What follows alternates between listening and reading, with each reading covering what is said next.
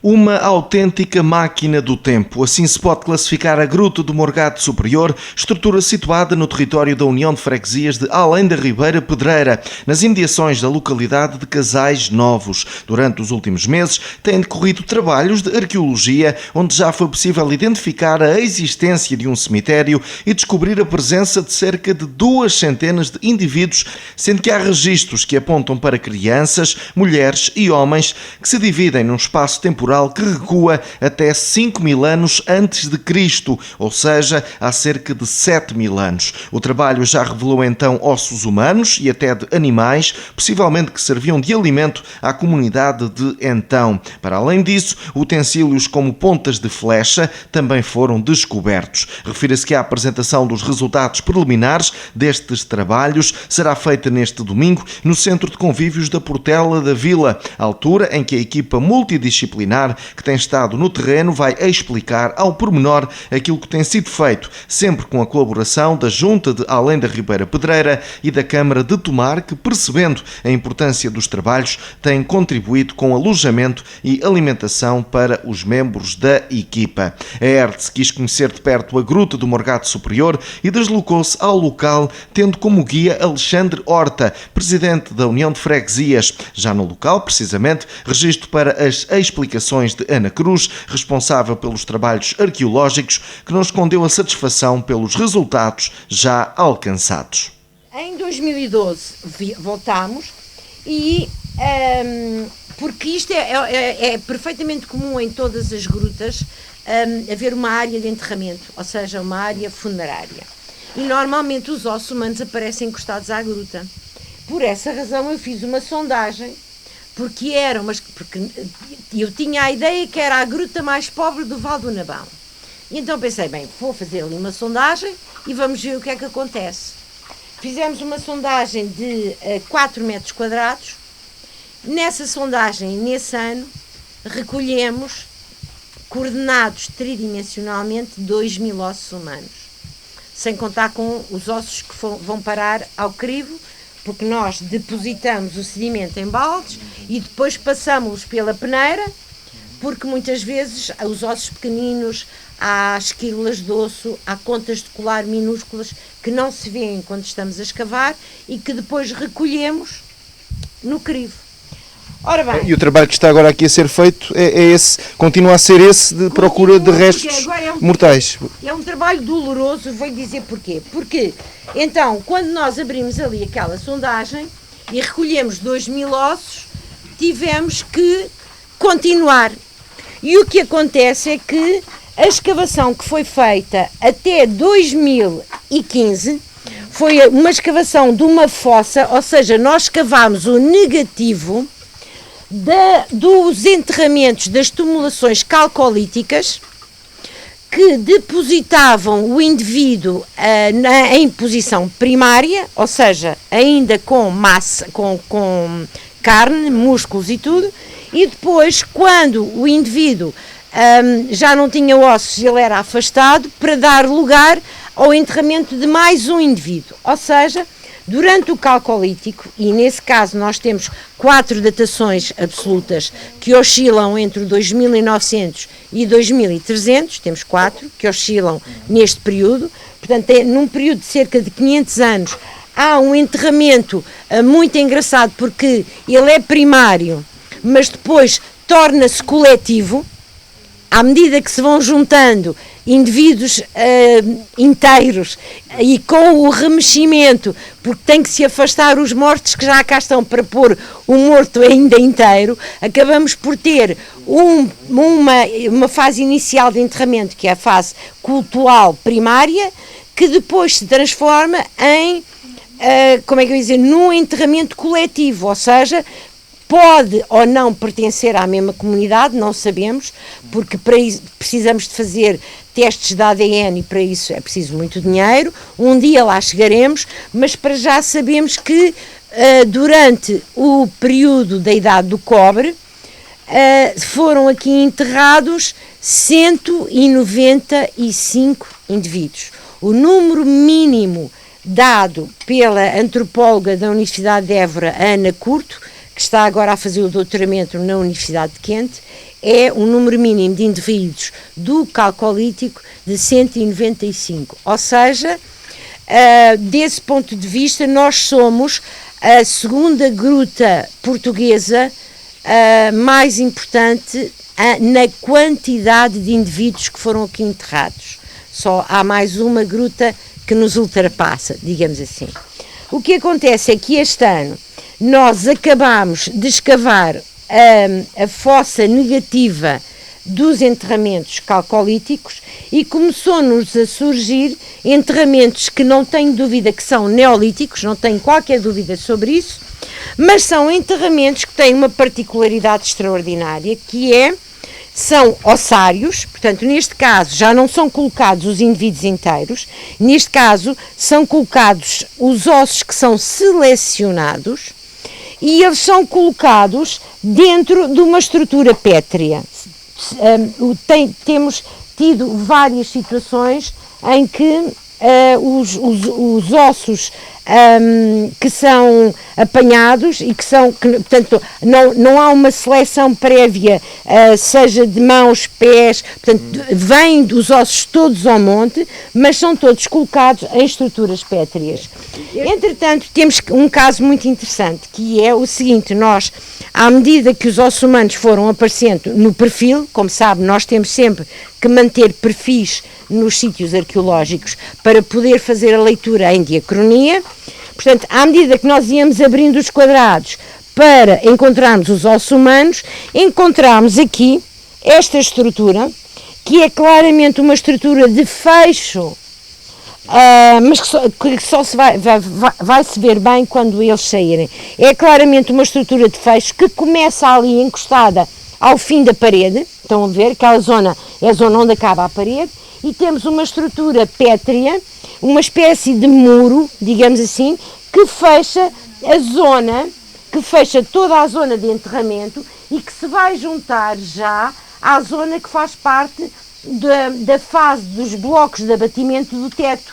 Este grande bloco que aqui está, que tem a pá verde, faz parte da fase em que o teto abateu. E o teto abateu porque há uma fase climática em que há oscilações de temperatura muito dramáticas. Portanto, o quente e o frio são momentos que não têm espaçamento progressivo, o que faz com que o calcário se vá partir em função das suas bancadas, porque, como nós sabemos, as rochas sedimentais calcárias são formadas por bancadas. Esta, por exemplo, que aqui está, é uma bancada, e já estamos a vê-la a separar-se da outra bancada. Esta falha que aqui está é já o calcário a partir-se, mas ele parte-se por bancadas.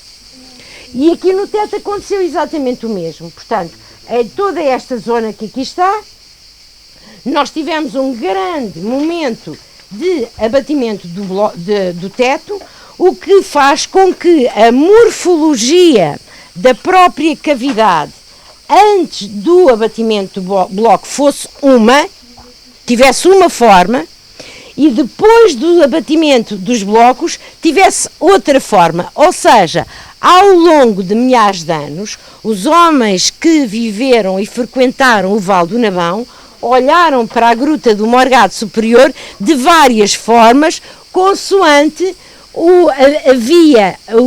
consoante o teto estava mais baixo ou mais alto. Não sei se estão a perceber. Entretanto, o que é que nós vamos descobrindo à medida que vamos abrindo a escavação em área? Portanto, como veem, nós usamos aqui dois métodos em termos de trabalho de intervenção arqueológica.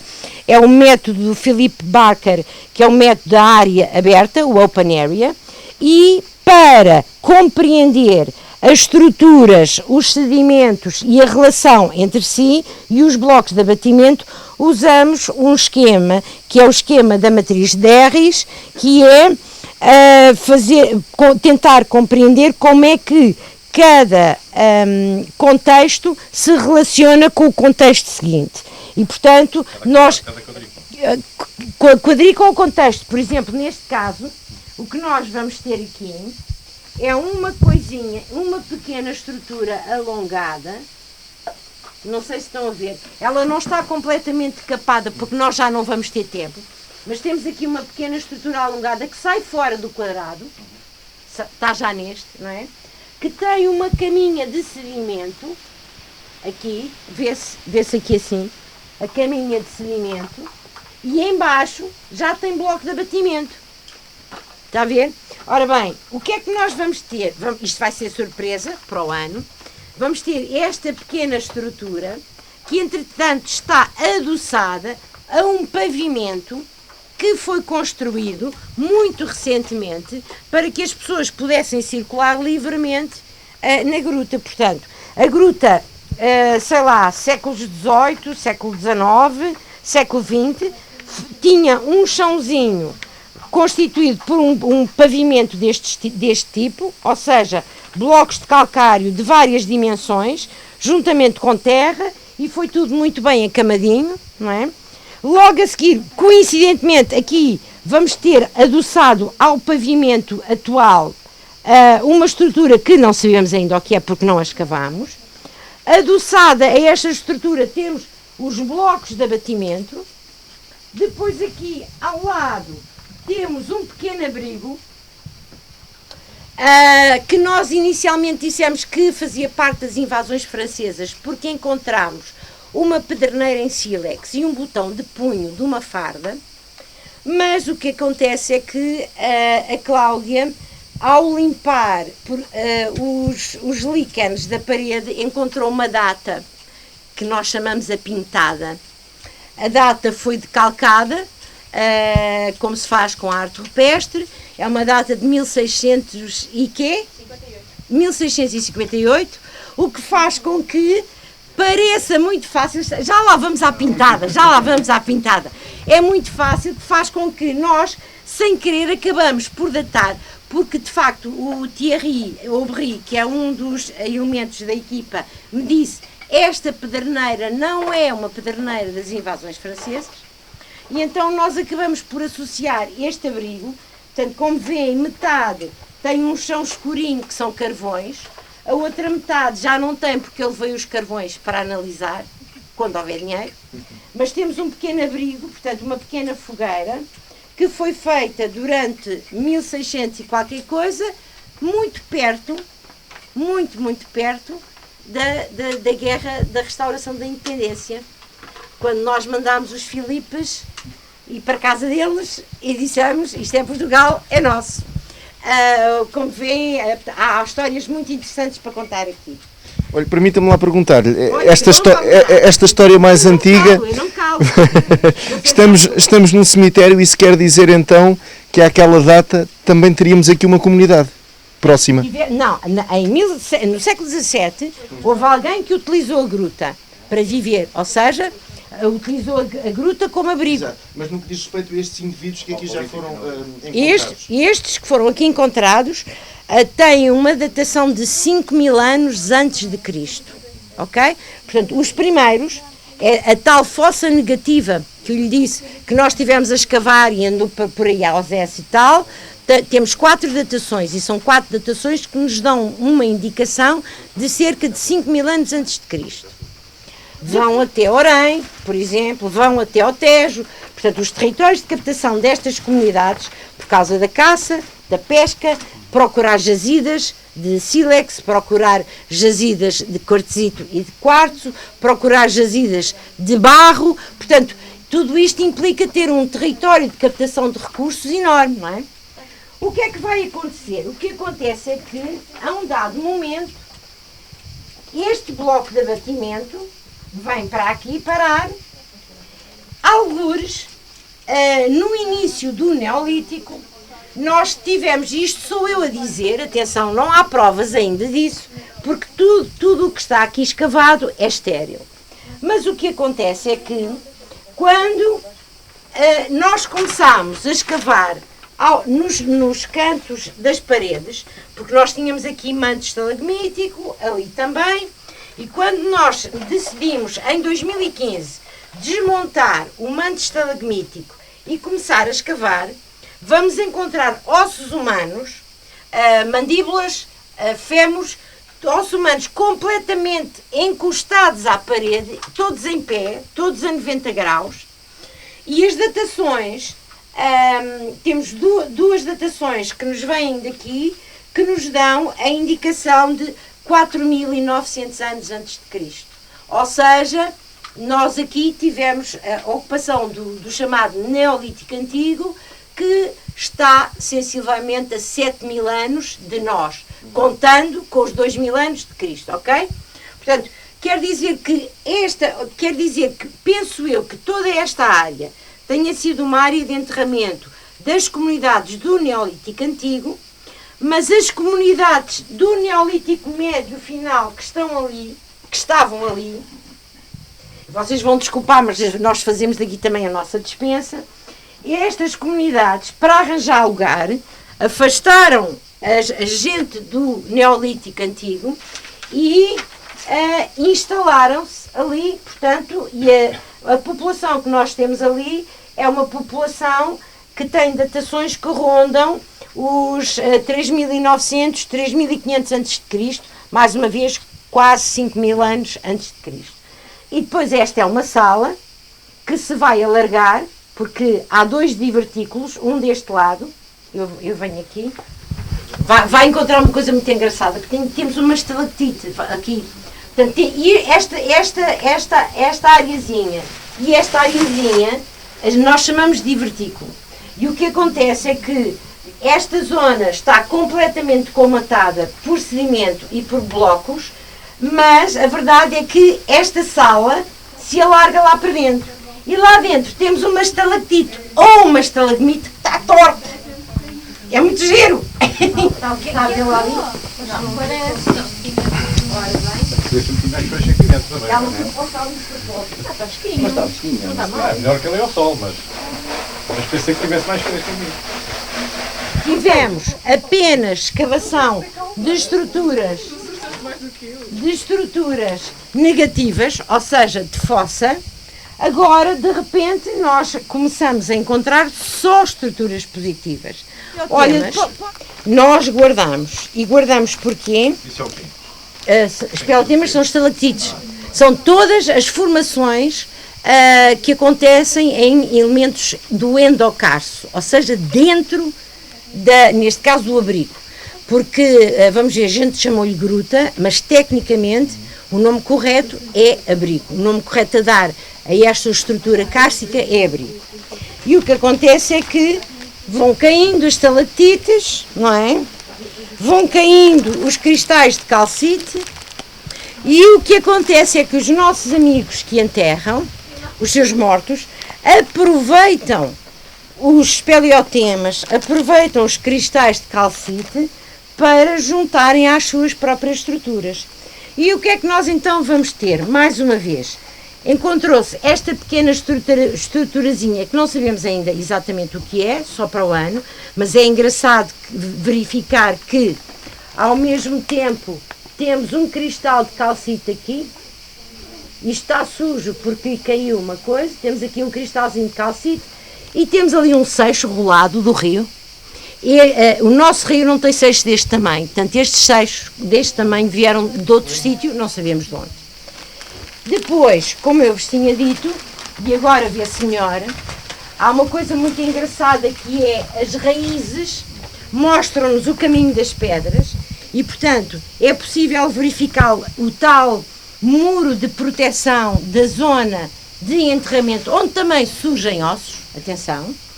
Depois, o que é que nós vamos ter? Vamos ter esta zona, como veem, os grandes blocos, estão a ver? Os grandes blocos circundam esta estrutura que vulgarmente é conhecida como ossário, ou seja, é um enterramento de segunda inumação, ao contrário do que nós, portanto, este é já neolítico, ao contrário dos que nós tínhamos cá anteriormente, que eram calcolíticos, que tinham enterramentos primários e que depois se transformavam, com tanta gente a ser enterrada, se transformavam em enterramentos coletivos. Aqui não, aqui o indivíduo é deposto num determinado lugar e quando os tecidos moles desaparecem, os ossos são recolhidos e são recolhidos de vários indivíduos.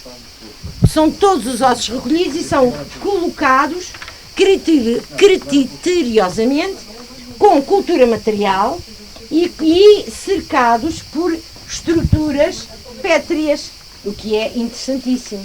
Por exemplo, neste caso, aqui nós temos um fragmento de cerâmica. Aqui temos uma ponta de seta. Se vocês chegarem bem, pois é preciso ter olho, eu sei. Aqui, está aqui, olha. Está a ver? Aqui, e aqui temos um fragmento de cerâmica. Ou seja, a cultura material aparece-nos, é muito raro ela aparecer completa e ao mesmo tempo aparece toda misturada com os ossos, não é? Explique-me lá uma coisa. Por exemplo, essa ponta de seta que aí está, tecnicamente, como é que a retiram? É um trabalho aqui muito moroso. Não, sim, muito. Com o Isto pode Sr. parecer simples, se calhar, para um leigo. O Sr. Presidente e a Câmara, e o Sr. Vereador Rui Serrano, fizeram, entusiasmaram-se com a proposta que eu apresentei, e eu tenho muito a agradecer-lhes, porque eles deram-nos a camisa, as calças, os sapatos, o carro, a mãe, o pai. Não, estou a brincar, mas para uma Câmara que não tem grandes recursos, poder dar apoio logístico para 4 pessoas, ou seja, para dar alojamento e alimentação a 4 pessoas durante 3 meses, é porque perceberam realmente a importância que aqui está e porque perceberam que nós temos competência científica para poder fazer este tipo de trabalho. É claro que é um trabalho extremamente moroso, porque se não fosse moroso, o material não apareceria como vocês o veem, porque depois nós, além da cultura material, vamos ter que fazer os registros. Eu já vos vou mostrar os cadernos. Fazemos o registro fotográfico, fazemos o registro em papel. Cada peça que aqui está, seja osso, seja seixo, seja fragmento lítico, neste caso ponta de seta, seja fragmento de cerâmica, tem um bilhete de identidade próprio, é considerado como uma entidade própria e é a partir de do estudo individual de cada peça que aqui está que nós vamos reconstruir a história dos vivos, o que é muito interessante, porque é através dos mortos, neste caso, que reconstruímos a história dos vivos. Depois, vamos ter aqui também, vocês têm mesmo que chegar mais abaixo, ou seja, já estamos na segunda cave, neste caso mais em baixo, vamos encontrar outro tipo de ossuários, muito engraçados, porque se vocês chegarem aqui a maquineta, vocês aqui vão ver que temos aqui uma estrutura, dá a sensação que os blocos rebolaram, dá a sensação que estes blocos que aqui estão todos, rebolaram todos, mas não, são mesmo blocos que foram colocados para se colocar alguns ossos humanos aqui dentro. Um está aqui. E neste caso, aqui nós tínhamos outro, ao qual se deu o nome de Dante, porque tinha o frontal, tinha os dois occipitais e tinha o ocular, não é? O Dante estava aqui, e aqui ao lado temos outro que ainda temos que o batizar. Se chegar vai ver, é um fragmento de crânio que aqui está. E a gente só o vai poder tirar. Por isso é que eu estava a desenhar, não é? Porque nós agora temos que desenhar as estruturas, temos que cotar as estruturas, saber qual é a altimetria, para depois desmontar e para depois retirar. Porque senão a gente depois não consegue tirar o jovem e depois não sabemos se é um menino, se é uma menina, e depois não podemos batizar, ficamos todos tristes. É uma tristeza horrível. Mas, como veem, dentro dos ossários, depois vamos ter mini-ossários. Isto é engraçadíssimo. Só que, lá está, é um trabalho muito moroso, é um trabalho que exige muita concentração e exige que as pessoas que estejam aqui a escavar saibam realmente o que estão a fazer. E o próximo passo, então, será daqui a mais algum tempo, é isso? Sim, entretanto, nós... Esta escavação acontece porque está integrada num projeto de investigação cujo o nome geral dado pela DGPC é PIPA, Projeto de Investigação Plurianual de Arqueologia. Portanto, foi apresentado um projeto, mais ou menos à semelhança dos projetos que se apresentam à FCT. Depois, o projeto passou por uma primeira fase, que é a fase de apreciação técnica. A seguir passa por uma fase que é da apreciação de 3 professores das universidades. Portanto, e os professores dão a sua apreciação. Neste caso, foi aprovado, o projeto foi aprovado pelos tais 3 professores das universidades. Nós não sabemos quem são, portanto, é um júri que não nos é revelado quem é, mas de qualquer maneira é um projeto para 4 anos que foi aprovado, e é um projeto onde está inserida a Gruta do Morgado, a Buraca das Andorinhas e a Gruta da Pedreira do Sobral. Vai ser também integrada a Gruta do Morgado Inferior, porque já foi vandalizada. Já chamei a DGPC para ver, portanto, agora vamos também intervencionar a buraca lá de baixo. E o que acontece é que, maioritariamente, a nossa equipa, que neste momento devemos ser uns 14 ou uns 15, maioritariamente a nossa equipa é constituída por investigadores da área das ciências da natureza, das ciências da terra e das tecnologias. Portanto, temos de arqueologia propriamente dita, sou eu, depois, claramente, todos os alunos que se inscrevem. Depois temos o apoio da Universidade de Évora para a paleontologia, para a antropologia biológica. Depois temos o apoio do Laboratório de Hércules, também da Universidade de Évora, para o estudo dos isótopos, ou seja, para sabermos da alimentação das pessoas e, eventualmente, poder chegar a conclusões sobre mobilidade. Vamos ter também o apoio do Laboratório de Hércules para saber o que é que contém cada um destes fragmentos, que tipo de alimentação continha, fragmentos, por exemplo, líquidos ou sólidos, não sabemos, mas é possível, não contaminando e fazendo a recolha devida, como deve ser, é possível saber o que é que os recipientes cerâmicos contiveram. Depois vamos ter o apoio da minha universidade, que é a Universidade de Trás-os-Montes e Alto Douro, no estudo da arqueometalurgia, porque nós temos metais, pontas de seta em metal daqui. Vamos ter também o apoio do Instituto do Viana do Castelo para os estudos das argamassas. Depois vamos ter o apoio da Universidade do Porto para o estudo da malacofauna, portanto das conchas. Depois temos o apoio da Universidade de Coimbra para o estudo do endocarso, portanto das formas cárcicas.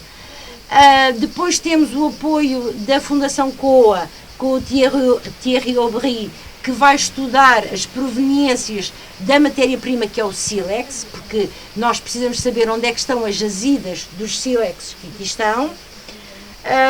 Depois temos mais, eu já não sei, isto é tanta gente. Depois temos a biologia também de Évora, temos gente que faz o estudo da biologia. Depois temos a Sociedade de História Natural de Torres Vedras, que nos vai dar apoio no estudo dos pólenes, no estudo dos carvões, no estudo da microfauna. Temos o Hugo Pires, que é também da Universidade do Porto, que é o jovem que está a trabalhar em programação, em programar programas de informática só para a arqueologia, para que nos facilitar a vida e para termos todo o trabalho e tudo o que nós vemos aqui em 3D, não é? Projetado em 3D. Além do Hugo, temos o Fernando Pimenta, que é de Lisboa, que é do LENET, que faz o estudo quais são as constelações estelares que se viam há 5.000 anos da entrada da gruta, e ele já descobriu qual era a constelação que se via a partir daqui. Cláudia, uma das jovens e dos jovens que têm estado no terreno, também nos ajudou a perceber algum do trabalho já efetuado, com a curiosidade de ter sido revelada uma data inscrita nas paredes da gruta, ao que tudo indica, da época dos Filipes. São nota-se menos, está a tinta azul, Depois temos 1658. lá no blog. Sim, nós temos várias fotografias e também estão a fazer um estudo com tentar várias colorações diferentes para ficar mais sobressaído. Ou seja, isso não terá sido uma mera, entre aspas, clivagem, mas terá sido usado algum químico, algo do género, por assim Isso é dizer. século XVII, foi alguma tinta que nós ainda não conseguimos ver, precisávamos que alguém viesse com algum equipamento próprio para tentar ver que tipo de tinta teria utilizado. Mas nós só assim não conseguimos dizer o que é que foi utilizado. E isso por si só é uma prova suficiente, essa inscrição que isto é uma prova suficiente da data em que terá estado aqui alguém, é isso? Eu estou a fazer esta pergunta, por exemplo, eu hoje chego aqui também com uma tinta qualquer ou com uma navalha, faço aqui um escrito qualquer e daqui a alguns anos vem aqui alguém, eu hoje posso aqui pôr 1500 e qualquer coisa. Vocês têm sempre forma de comprovar a exatidão. Sim, mas temos que compreender que o sedimento, na altura, vinha até aqui. Isso foi alguém que se deitou, quando eles começaram a escavar, o sedimento vinha até aqui. Isso foi alguém que estava deitado e que escreveu. Nós, como o senhor disse, nós temos a tendência mesmo quando está na escola, quando está, escreve-se o ano, escreve-se o nome, a memória de estar naquele local. O que é que também podemos levar a crer que essa pessoa também quis deixar uma memória de estar aqui. A Ana já fez o balanço que nos anos anteriores tínhamos uma fossa negativa do calcolítico. Este ano apareceu pela primeira vez os nossos primeiros ossos em articulação. Trata-se de uns 4 ossos de um pé, que encontravam-se mais ou menos nessa zona e também conseguíamos ver, na altura, estávamos a escavar, um meio círculo com as pedrinhas na zona onde encontramos os ossos em articulação. Logo, também mais um indicador que seria um sítio de posição primária, porque senão quando se teria a remexer, a mover, aquilo ia ficar tudo desarticulado. Tinham perguntado há pouco, por causa das idades, temos indivíduos de várias idades, desde bebés muito pequeninos até adultos.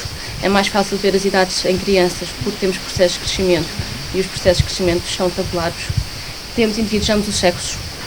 Apesar de a maior parte dos ossos serem ossos pequenos, são os que se melhor preservam, conseguimos, através de alguns métodos métricos e também morfológicos, determinar se é homem, se é mulher, por isso não houve discriminação aqui nesta zona.